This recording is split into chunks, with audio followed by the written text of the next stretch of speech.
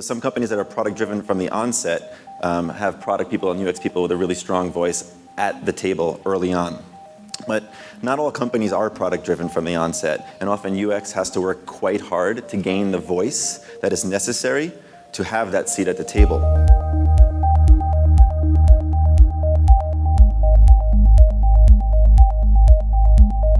If you talk to any of my clients internally, any of those stakeholders, their talk track would be the following.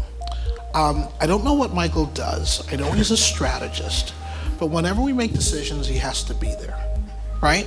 It's because I don't talk about UX at all. I talk about their business. I learn their business. I get excited and passionate about their business. I've had senior people come into the room thinking that I was on the business side.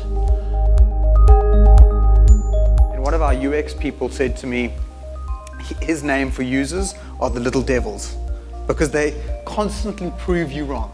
You come in with a theory and 99% of the time, you're probably incorrect. And for me, as a non-technical CEO, I've found it quite easy to check my ego, and I'm able to hand it over to the UX team and say, guys, teach me, tell me what our users want.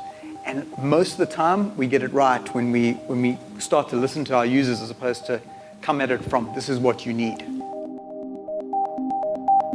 It's the conversation you start with, right? I mean, I think that when you get to a certain point in your career, you're like, is this what the founders believe in? And you know that, you have that conversation. So if that's not there, you don't take the gig, presumably, right? I mean, I'm seeking people who that's their premise, that's why they're talking to me, right? Or that's why they're talking to people like me. That's a pretty basic answer, but I actually think that's key, right? You don't take work with people who don't value that, that don't see that as the moving the needle. I've been in a lot of organizations where I've been brought in to introduce a UX practice. And during that recruiting process, I hear all kinds of stories about how they need UX. It's really going to save the company. It's so important. And then I get there and then I hit that cultural and process inertia.